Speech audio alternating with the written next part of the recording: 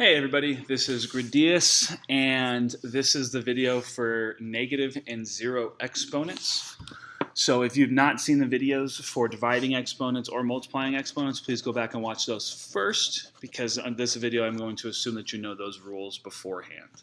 Okay, so let's talk about what negative exponents are, how we can simplify negative exponents, and then what a zero exponent is if something's raised to the power of zero.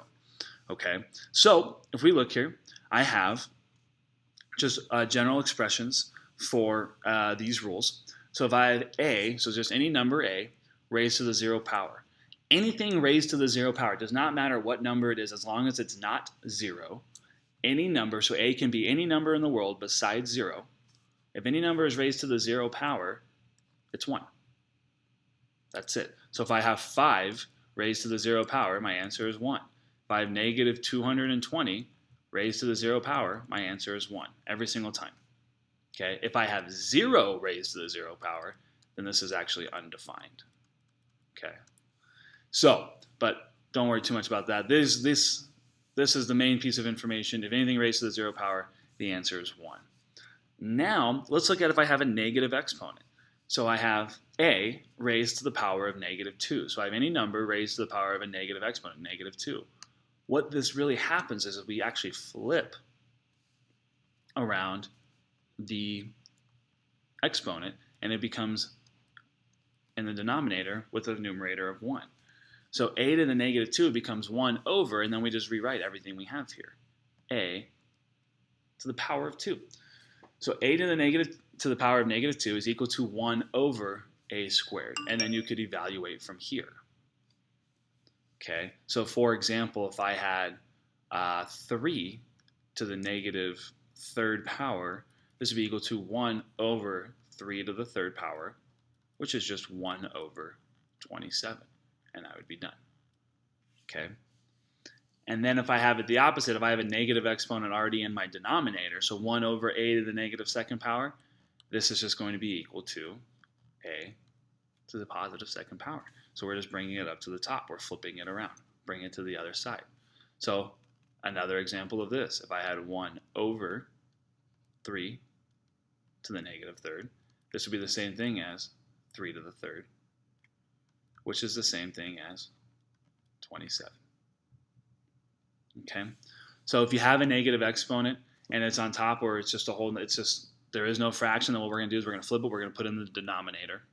Okay, if we have a negative exponent that's already in the denominator, we can move that whole entire piece, the base with the exponent, up to the numerator.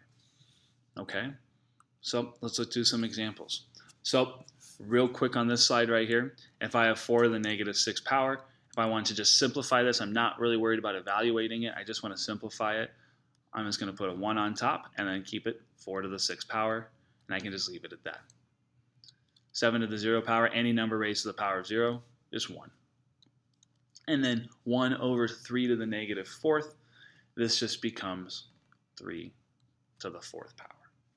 Okay, so let's do some more complicated problems with these. So now I want to evaluate. So this key word right here is evaluate. That means I actually want to get a final answer. I don't want any exponents. I want to get rid of all my exponents. Okay, so first thing I want to do is I have a negative exponent. I have some parentheses in here, and I have a couple things going on inside the parentheses. So I have 4 divided by 3, or 4 over 3. I have a fraction, all raised to the negative third power. So as we learned before, what we want to do is we want to make sure that this negative third power is taken to both pieces inside the parentheses. So this is really 4 to the negative third over 3 to the negative third power.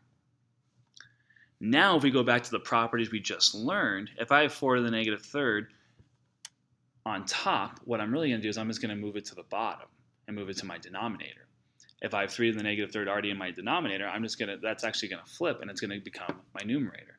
So really this is actually just flips all the way around, becomes 3 to the third over 4 to the third.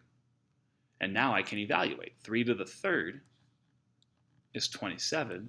4 to the third is 4 times 4 times 4, which is 64. So 27 over 64, and that's going to be my final answer. I would look to see if I can reduce. If I can, I cannot reduce these. These do not share any common factors, so I am all done, and that's it. Let's look at another one, a little bit more complicated. Again, it says evaluate instead of simplify, so I need to actually multiply out my exponents and come to a final answer. I want to get rid of the exponents where I can. Okay, so I have a bunch of things happening inside these parentheses, and it's all raised to the power of -2. So I need to make sure I take that -2 and I distribute it to all the pieces here.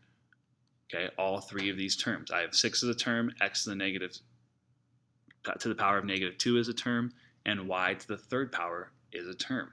So I need to take my -2 exponent and bring it to all pieces. So this becomes 6 raised to the power of -2. X raised to the power of -2 times -2 is +4. Okay. And then y to the third times -2 is y to the -6. We're still multiplying. Okay. So now what I want to do is I want to simplify. I want to evaluate this and simplify this and make sure everything goes to where it needs to go. So 6 to the -2, if I'm raised to the negative exponent, this becomes 1 over 6 squared. So it becomes in my denominator.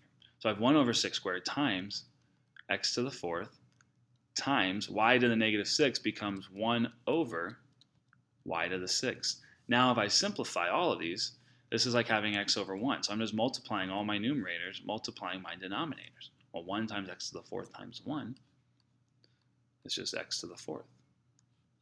Then I have 6 squared times y to the 6th in my denominator. And then I can simplify this even further because 6 squared, we know what that is. So I have x to the 4th over 36 times y to the 6th. This is as simple as it gets. I cannot take this any further. I cannot evaluate this any further because I do not know what x and y is, and I cannot reduce it anymore, so I am done. One last problem, and then this video will be over, a nice and short one. So I have I have 3 raised to the -2nd power, and all of that is raised to the power of 2. So again, same process. I'm going to take this power of 2, and I'm going to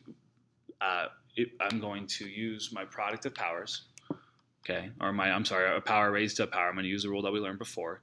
So this is just -2 times 2. So this is going to become 3 to the -4th power, because a positive times a negative is negative. And now, I follow the rules that we learned earlier. This becomes 1 over 3 to the 4th power. And then because it says evaluate, I can actually solve 3 to the 4th power, so which is 3 times 3 times 3. So this is just 1 over 3 times 3 times 3 times 3, 4 3s.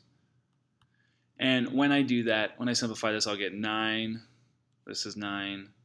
This is 9. So I really just get 9 times 9, which means the answer to this problem is 1 over 81. Okay, so that's all I have for this video, you guys. So with anything, quick recap, if you have anything raised to the power of 0, it's just equal to 1. If you have a negative exponent, we add it to we flip it over. So if it's in our numerator, we put it in our denominator. If that negative exponent is already in the denominator, we flip it around and put it in the numerator.